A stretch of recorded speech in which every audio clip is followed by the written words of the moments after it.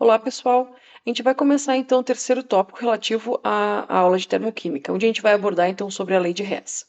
Eu tinha comentado com vocês que nem sempre é possível determinar de forma experimental o determinado fluxo de calor de uma reação química. Muitas vezes a gente, a partir de dados tabelados, então daqueles que já foram obtidos experimentalmente em algum momento, a gente pode fazer uso desses dados e prever qual é o fluxo de calor então que uma reação química vai desprender ou vai absorver. Então, o ΔH de uma reação química a gente pode obter a partir do ΔH de valores tabelados. Nesse caso, então, não é necessário sempre fazer as medições calorimétricas, como mostrei na última aula, para todas as reações. Então, a gente obtém, na verdade, esses valores de calor de reação de uma forma indireta.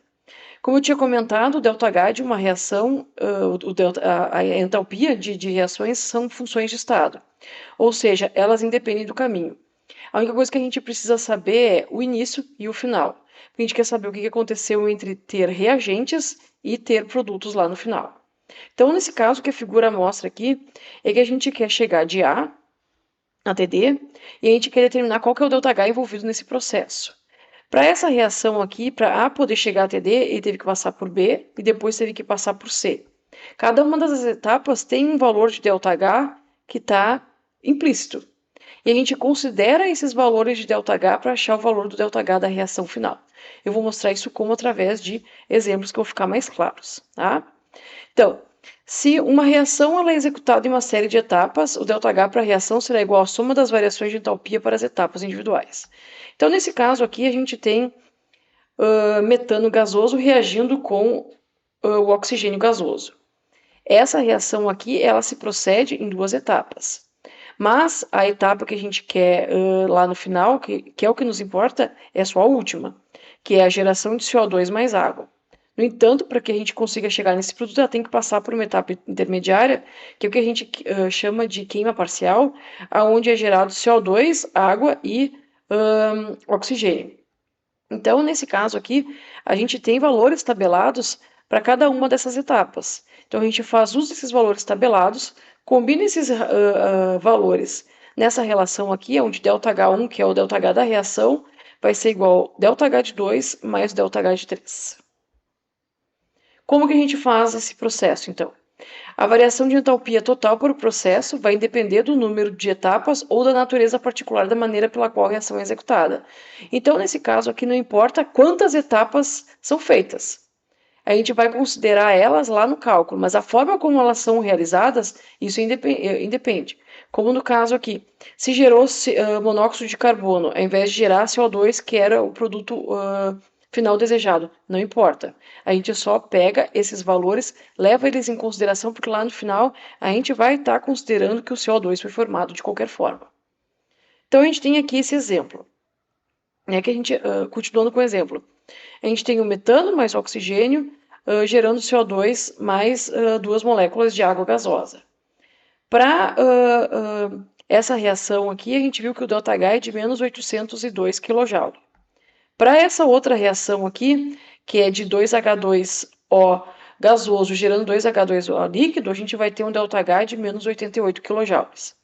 Esses valores todos aqui, eles são tabelados, então eles são fornecidos, eles são conhecidos. Agora, o que a gente faz para determinar a entalpia da reação de fato que a gente está interessado em identificar?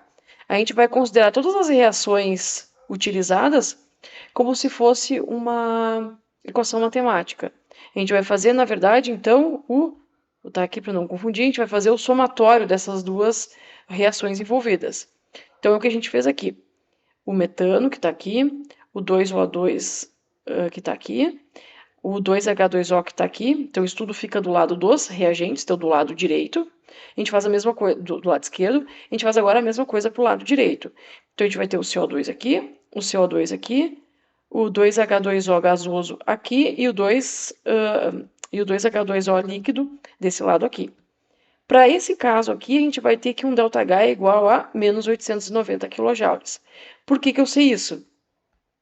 Depois que eu fiz todo esse somatório aqui, o que eu vou olhar? Eu vou olhar essa equação química como uma equação matemática. Então, o que eu consigo ver? Eu tenho o CH4 aqui gasoso, que era a reação inicial que eu tinha, e eu queria saber quanto calor é liberado quando eu faço esse processo de decomposição. Eu reajo ele com 2O2 de água, de oxigênio. Aqui, pelo somatório, eu vi que eu tenho 2H2O gasoso. O que eu vejo também? Que eu tenho 2H2O gasoso do outro lado da equação. E como na matemática, a gente faz o processo de eliminação. E a gente vai ver todo o resto que sobrou. O CO2, que também está presente aqui, e o 2H2O líquido, que também está presente aqui. Quando a gente faz, então, botar aqui o 1 e o 2, e a gente faz com que o ΔH da reação seja igual ao ΔH1 mais o ΔH2, a gente encontra esse resultado aqui para a reação total. Então, a partir de dados tabelados, de reações conhecidas, a gente é capaz de juntar essas reações e chegar na reação de interesse. Algumas coisas que a gente precisa levar em consideração quando for fazer esse tipo de cálculo para determinar então a entropia da reação. A gente precisa levar em consideração que a entropia é uma propriedade extensiva. Isso significa o quê? Que ela é dependente da quantidade de reagentes e produtos presentes ali. Então, ela é proporcional à quantidade. Então, se eu dobrar, por exemplo, aqui o número de mols que eu dobrei foi dobrado para 2, então eu tenho 2, 4, 2, 4. Lá no final eu tenho que multiplicar por 2, né? Esse ΔH que estava tabelado, porque essa medida foi feita para um único mol. Se eu dobro, então quer dizer que a quantidade de calor liberada também vai dobrar. Quando a gente inverte uma reação, né, a gente vai ver agora nos exemplos que às vezes para a gente poder chegar na reação desejada, a gente precisa inverter as reações que vão dar caminho para chegar nessa reação de objetivo. Então, no caso aqui, eu tenho CO2 mais 2H2O líquido aqui na parte dos produtos, ok? Quando a gente for olhar uma reação anterior, a gente vai ver que nesse exemplo aqui, eles estão nos reagentes. Quando a gente vai fazer aquela soma das reações envolvidas, a gente vai ver que não vai fechar. Eu preciso desses compostos do lado dos produtos, mas eles estão no lado dos reagentes. Então eu preciso fazer a inversão. Quando a gente faz a inversão, quer dizer que a gente acaba invertendo o sinal nesse caso. Então, lá no valor dado, se era menos e a gente inverteu a reação, ele passa a ser positivo. Aí a variação da entalpia também é importante, que ela depende do estado. Por isso que todas as vezes que a gente for olhar os exercícios, prestem muita atenção se está escrito se é líquido, se é gasoso, se é sólido, porque esses valores tabelados, eles variam se está variando o estado onde essa molécula, esse elemento está presente, tá? A forma como ele vai estar presente. Então, uma coisa é água gasosa e outra coisa é água líquida, tá? Então, eu vou mostrar esses exemplos ao longo dos exercícios. Vamos fazer esse daqui para vocês terem uma ideia de como utilizar as tabelas e de como empregar para fazer a resolução e determinar, então, esse ΔH. Então, o primeiro exemplo aqui, a gente tem o trióxido de enxofre, o SO3, que reage com água para formar o ácido sulfúrico, H2SO4, um dos principais contribuintes da chuva ácida. Uma origem do SO3 é a combustão do enxofre, que está presente em pequenas quantidades no carvão, de acordo com a seguinte equação. Então, a equação que a gente objetiva entender aqui é essa daqui. Enxofre sólido reagindo com 3 meios de O2 gasoso, gerando SO3 gasoso. Fornecidas as seguintes informações termodinâmicas, determine o calor de reação para esse processo. Então, nesse caso aqui, o que mais foi fornecido? Além da reação global, a reação de interesse, a reação que a gente objetiva entender, foi dada essas reações aqui também. Enxofre sólido mais O2 gasoso, dando CO2 gasoso, que tem essa entalpia padrão de formação. E também foi dada essa outra reação aqui, que é 2CO2 gasoso mais O2, gerando 2SO3 gasoso, com esse valor de entalpia aqui.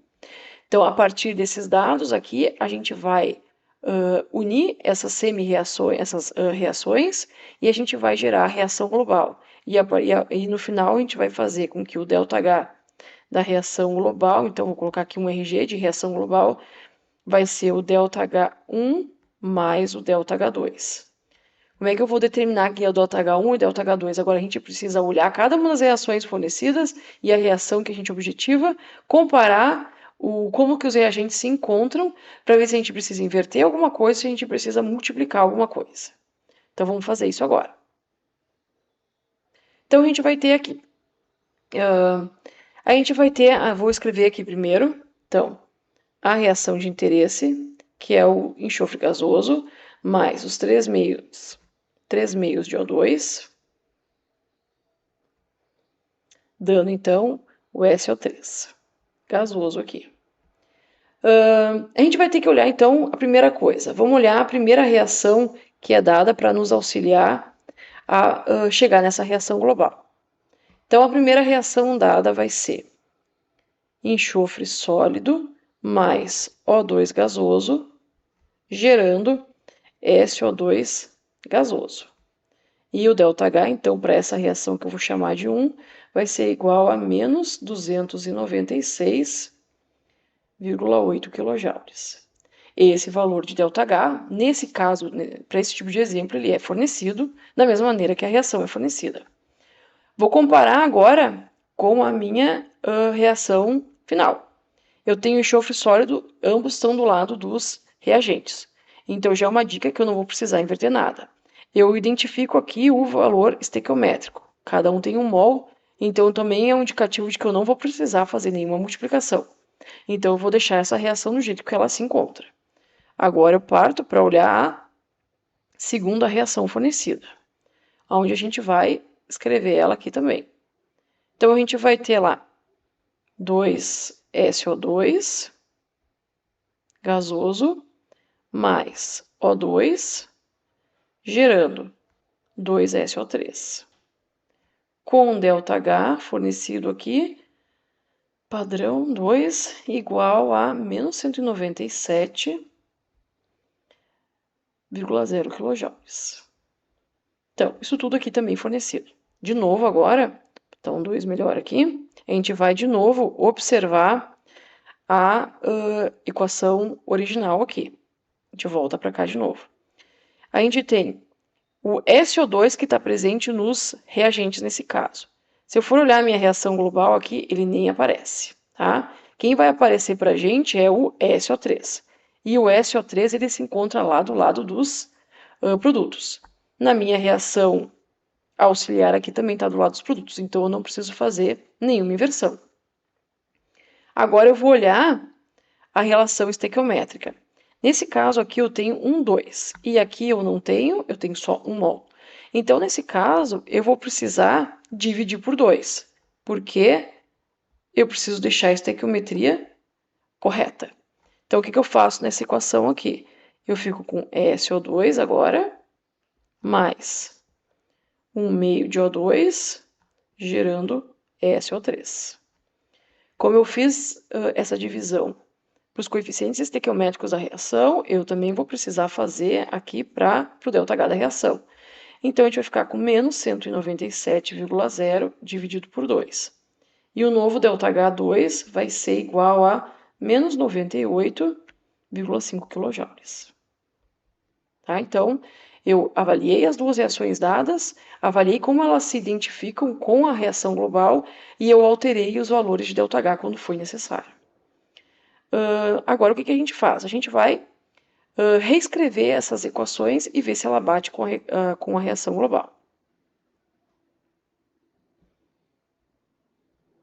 Então, o que a gente vai fazer nesse passo aqui? A gente vai somar as reações fornecidas. Então, eu vou ter na primeira reação enxofre sólido mais O2 gasoso, gerando o SO2 gasoso. E o valor de ΔH1 aqui é igual a menos 296,8 kJ. A reação 2, a gente vai ter SO2 gasoso mais 1 meio de O2 gasoso, gerando aqui o SO3 gasoso. Com o novo ΔH que a gente calculou, então, de menos 98,5 kJ. Então, agora a gente vai fazer o somatório, considerar isso aqui como sendo uma equação matemática. Então, a gente vai ter aqui S sólido mais, vou pegar primeiro tudo da primeira reação, mais O2 gasoso. Mais, agora vou pegar da segunda reação, SO2 gasoso mais 1,5 de O2 gasoso. Agora vou fazer para o lado direito das reações. A primeira eu tenho só o SO2 gasoso e na segunda eu tenho o SO3 gasoso. Depois embaixo eu vou colocar o somatório dos ΔH para não ficar muito apertado. Então agora o que a gente vai fazer? Vamos analisar como se fossem números, tá? Facilita bastante se a gente encarar dessa forma. Então eu tenho enxofre sólido desse lado aqui eu não tenho, então eu mantenho enxofre sólido. Mais, eu tenho oxigênio desse lado, desse outro lado eu não tenho, então eu mantenho. Mais O2 gasoso, mais, o que eu vejo aqui que eu tenho? Mais 1,5 de O2. Eu tenho SO2 desse lado aqui e eu tenho SO2 desse lado. Então, matematicamente, os dois se eliminam. E lá nos reagentes a gente vai ter a formação do SO3 gasoso. Para finalizar aqui, eu vou juntar esses dois oxigênios aqui. A gente pode considerar como sendo X mais 1,5 de X, se facilitar para enxergar. Então, nesse caso aqui, a gente vai ter 1 mais 1,5, a gente vai ter 3 meios de O2 gasoso. E lá nos produtos a gente vai ter SO3 gasoso. Então, aqui a gente chegou na nossa reação final. Agora, o que a gente precisa fazer é conferir se é a mesma coisa que a gente tem lá na reação dada no exercício. Então, vamos conferir.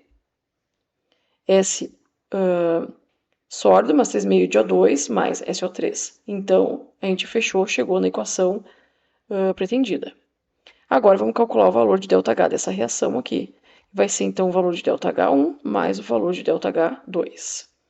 O ΔH da reação, então, vai ser o ΔH1, que é menos 296,8 kJ, mais aí, menos o 98,5 kJ.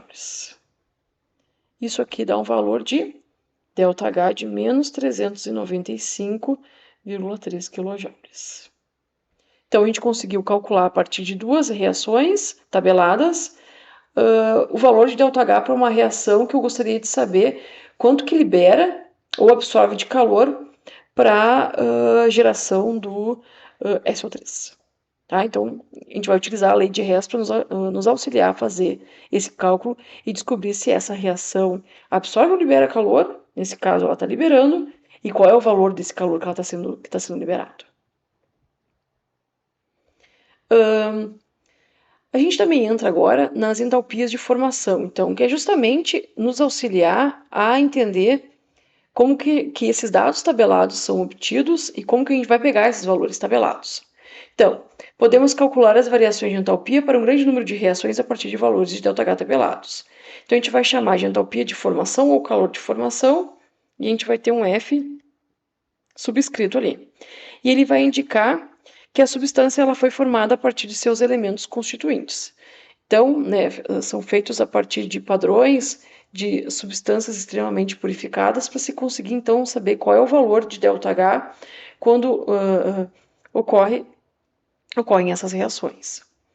Então, a ordem de grandeza de qualquer variação de entalpia vai depender de condições, né, da temperatura que essa reação foi realizada, a pressão, em qual estado, se era gasoso, se era líquido, se era sólido, a forma cristalina dos reagentes e dos produtos todos envolvidos.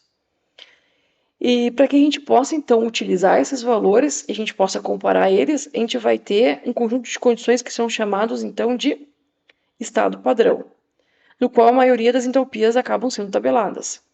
Então, o que é uma condição padrão? Quer dizer que foi realizada a medida sob 1 atm e 25 graus Celsius. Então, para que esses valores possam ser comparados, quer dizer que essas reações têm que ter sido feitas nas mesmas condições. E a gente vai ter também a entalpia padrão de formação, que nesse caso aqui é para quando um molde composto é formado a partir das substâncias dos seus estados padrão. Que é o caso que a gente vai ter, então, para os dados tabelados, que é o que nos vai trazer aqui, por exemplo, essa tabela. Então, a gente vai ter aqui diversas substâncias diversas que são tabeladas, e aqui a gente vai ter então o ΔH de formação dela para 1 mol dessa substância. E esse valor de entalpia vai ser dado em kJ por mol, então a gente vai ter esses valores que é o que a gente vai utilizar para poder realizar os exercícios. O que é importante frisar? Que eu já comentei e é importante pontuar mais uma vez. Fiquem atentos se é gás ou se é líquido. A gente vai ver que depois, em alguns exemplos, a gente vai ter casos em que tem líquido e gás para o mesmo composto, como por exemplo para a água, e os valores são diferentes. Se confundir, isso acaba dando errado o valor final lá da entalpia da reação. Outro fator, né? Se existe mais de um estado para uma substância sob condições padrão, o estado mais estável vai ser utilizado. Como exemplo aqui, a gente tem essa reação de formação do etanol, né? Do bom e velho álcool. Então, a gente vai ter aqui esse álcool pode ser obtido a partir da reação do carbono grafite com o gás hidrogênio e oxigênio.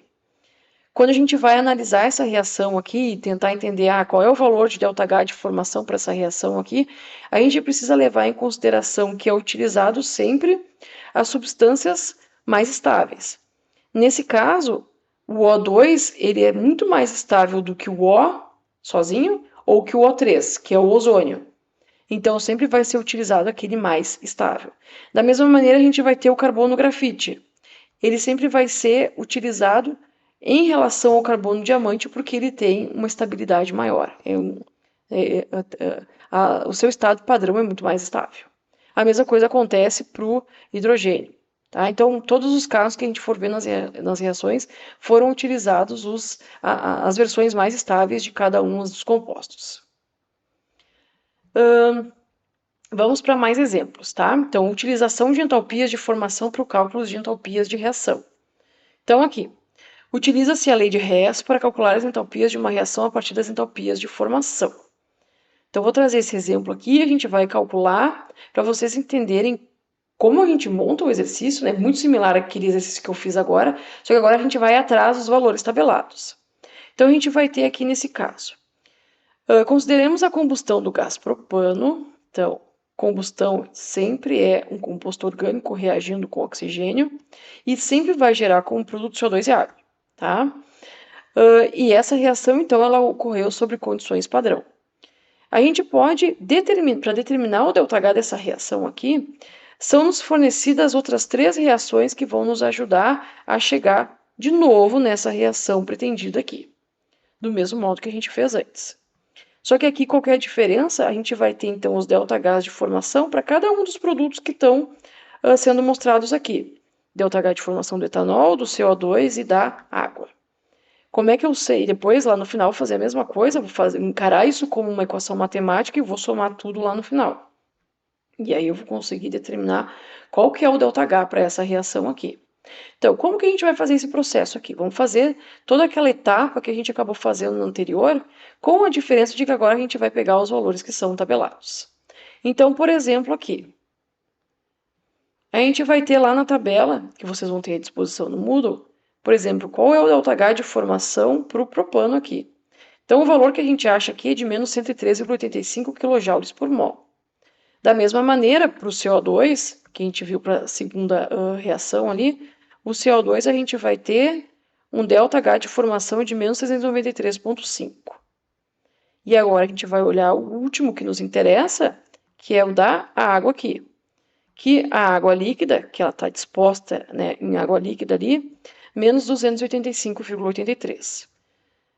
Pontuando de novo, então eu peguei todos esses dados que são tabelados. A água gasosa e a água líquida apresentam valores diferentes de ΔH, então não confundam isso. Então, vamos montar esse processo da mesma maneira que a gente acabou fazendo antes. Então, vamos escrever tudo aqui. Então, a gente tem a reação pretendida, que é o C3H8 gasoso, mais o 5-DO2 gasoso, gerando 3 moléculas de gás carbônico, mais 4 moléculas de água. E a gente quer saber o ΔH, desprendido nessa reação aqui.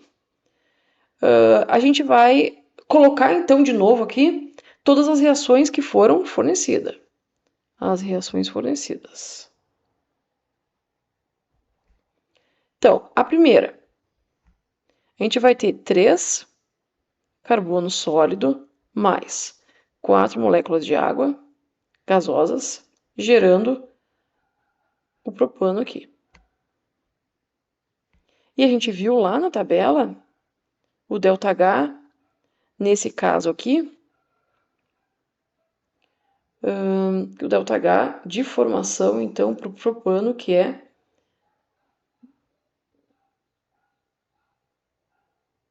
o ΔH aqui do C3H8. Segunda reação, a gente viu que é carbono sólido mais O2 gasoso, gerando CO2 gasoso. O ΔH de formação aqui vai ser referente ao ΔH do CO2. E a terceira equação aqui dada é H2 gasoso mais 1 meio de O2, também gasoso, gerando H2O líquido. E o ΔH de formação aqui é o ΔH da água líquida. Ok? Então, como o nosso objetivo é colocar aqui bem completo, o objetivo é obter a reação global.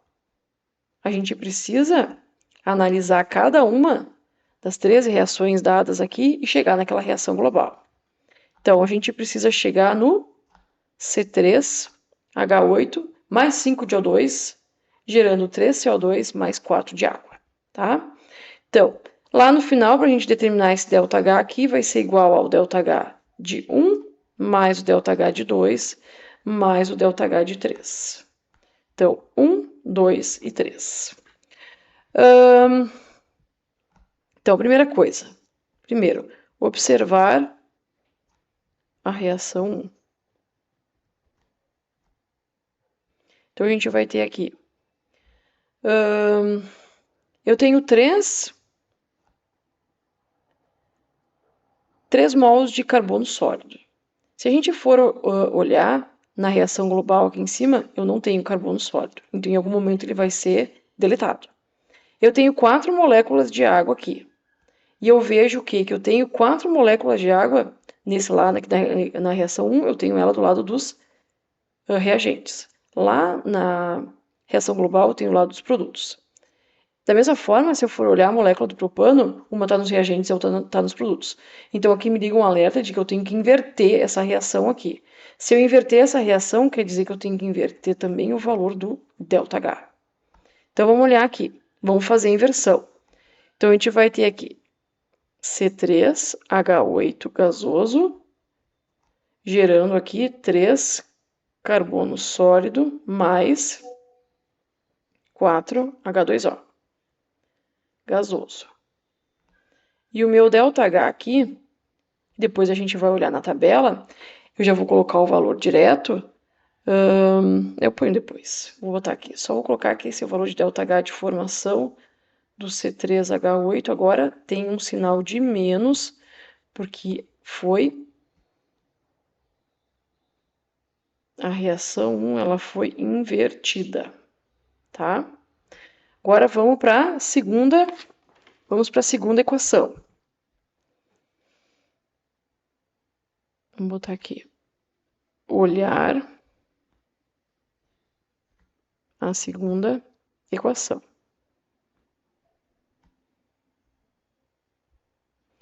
Aqui na segunda, o que a gente vai ter? A gente tem carbono sólido, que novamente a gente viu que não aparece na reação global. E a gente vai ter O2, e lá no final a gente vai ter esse O2. O que a gente observa aqui? Que o CO2 está do lado dos reagentes, está do lado dos produtos, e aqui também está do lado dos produtos. Então, a gente já mantém elas sem precisar inverter. Da mesma maneira, o oxigênio, não, oxigênio não tem, a gente não, provavelmente ele também vai ser eliminado. Então, a gente pode então, a gente chega à conclusão de que a gente não precisa inverter essa reação, e a gente precisa agora olhar o que? A estequiometria. Aqui eu tenho 1 mol e aqui eu tenho 3. Então, já me liga o alerta de que eu tenho que multiplicar por 3 essa reação. Então, o que a gente vai fazer? Vou multiplicar por 3 todos os reagentes envolvidos aqui. 3 de O2, gerando lá 3 de CO2. O que isso me leva a fazer também? Que o ΔH lá de formação do CO2, ele tem que ser multiplicado por 3 também, tá? Para acompanhar essa mudança.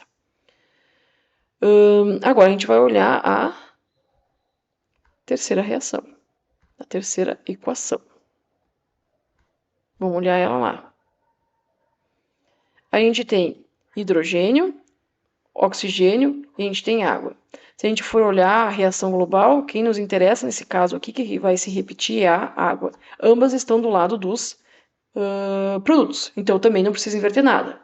O que eu preciso olhar agora é a estequiometria. Aqui eu tenho 4 e aqui eu tenho só 1. Me liga o alerta de que eu tenho que multiplicar por 4 essa segunda reação. Essa terceira equação aqui. Então, a gente vai fazer o balanceamento dela. Então, eu vou reescrever ela como sendo 4H2 gasoso mais 4 vezes 1 meio de O2, gerando 4 de H2O líquido. E agora o ΔH nesse caso é igual ao ΔH de formação da água líquida vezes 4. Certo? Então, eu olhei todas as reações e agora eu preciso somar todas elas a partir das modificações que foram feitas e chegar na reação global. Então, vamos botar aqui.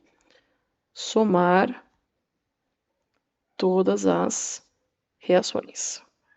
Ou equações, né? O certo é equações. Reações é o que acontece lá no laboratório.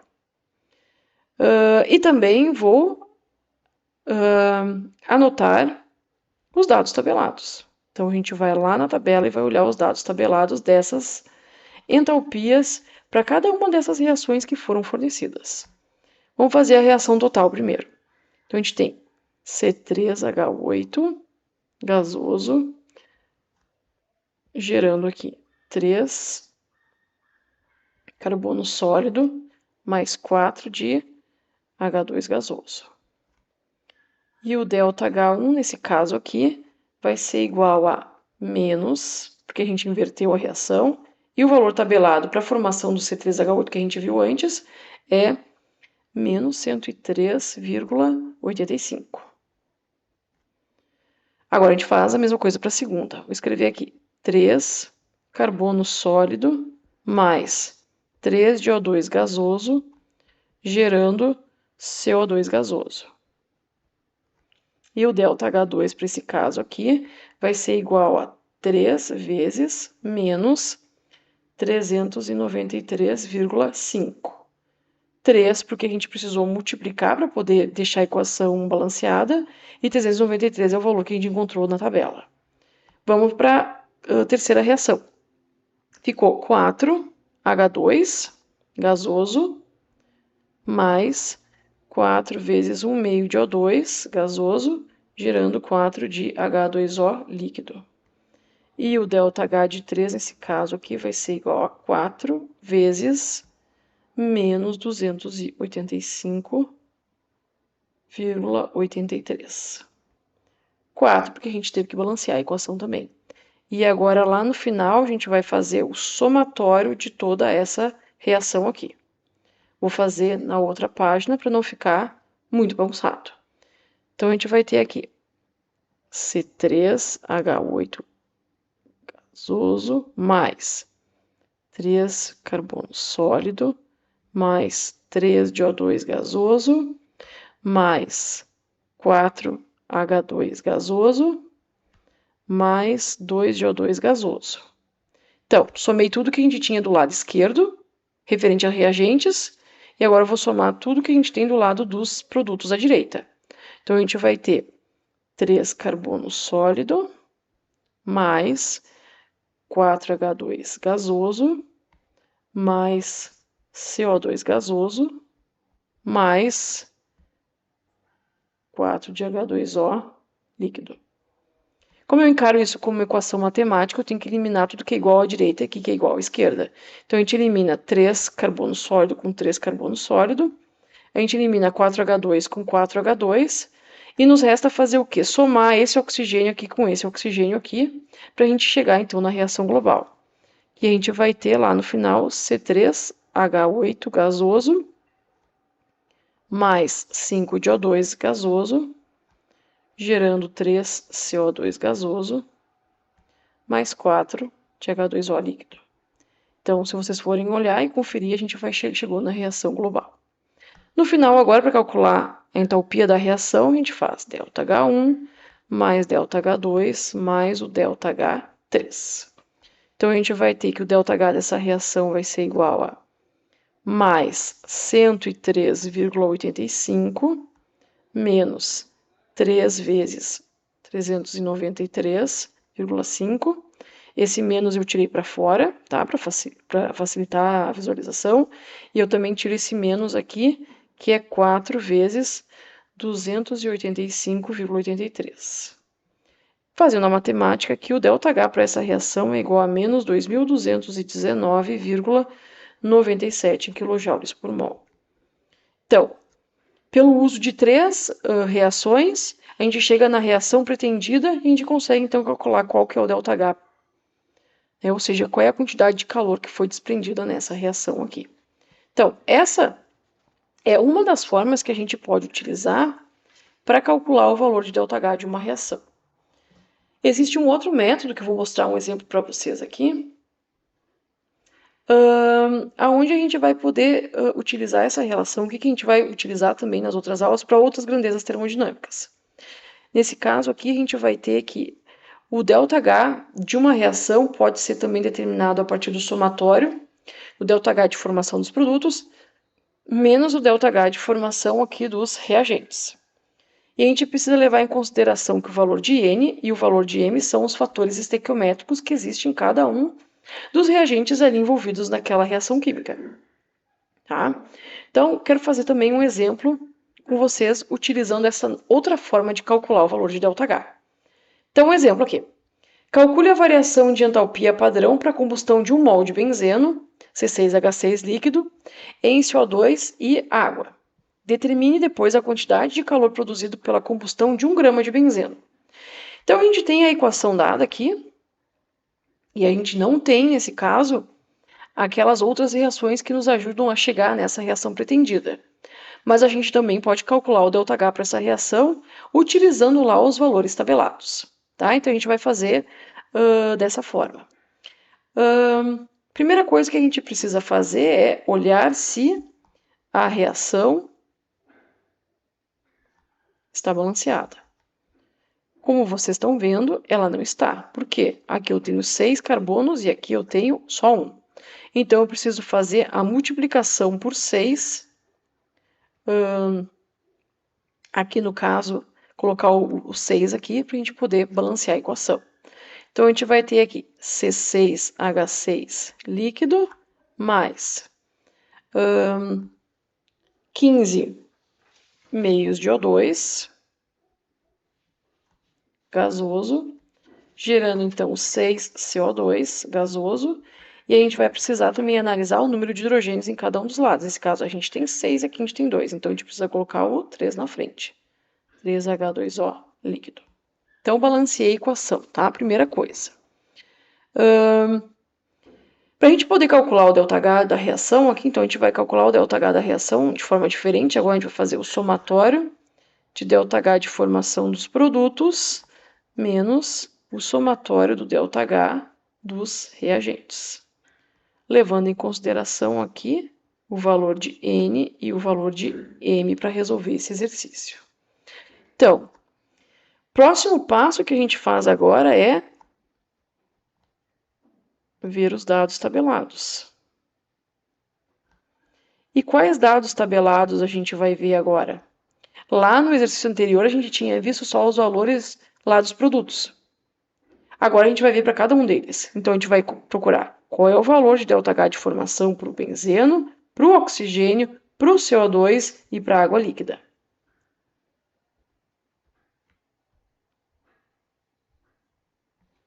Depois que a gente analisa esses valores aqui, que eu vou anotar aqui, depois vocês procurem na tabela, o ΔH de formação então do CO2 gasoso é igual a menos 393,5, kJ por mol. O ΔH de formação para o O2 é igual a 0. O ΔH de formação para o C6H6 líquido vai ser igual a 49 kJ por mol. E por fim, o ΔH de formação da água líquida é igual a menos 285,83 kJ. Esses aqui a gente tinha visto no exercício anterior, os valores, né, são iguais. Então, para a gente poder fazer o ΔH da reação, vamos escrever aqui por intenso, para ficar bem claro de onde saem todos os valores.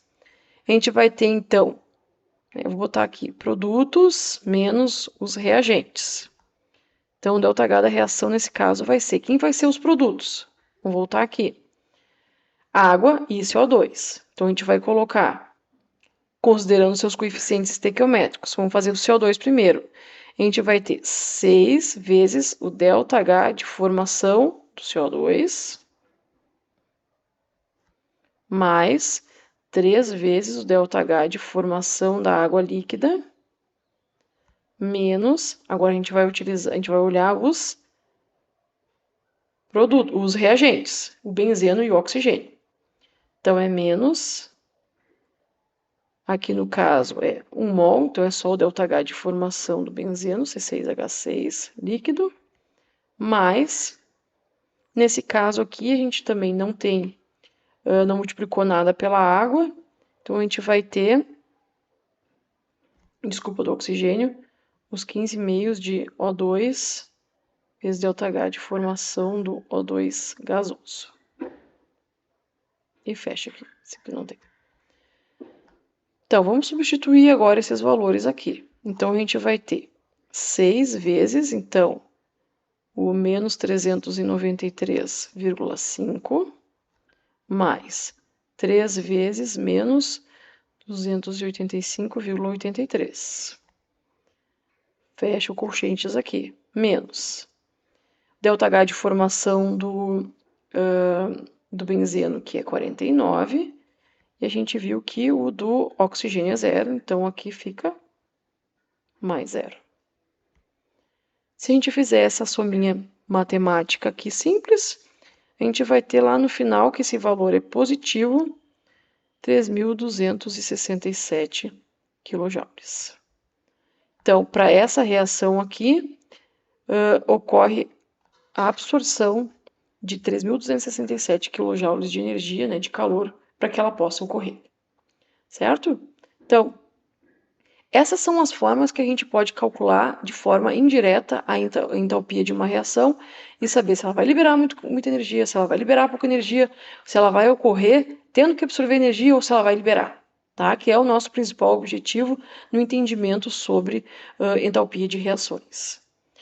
Deixo para vocês como tarefa no exercício anterior, no exemplo anterior que a gente fez, fazer o cálculo dessa forma aqui. O resultado que você tem que encontrar, encontrando os valores tabelados, tem que ser o mesmo, certo? Então, aqui a gente encerra o tópico sobre termoquímica.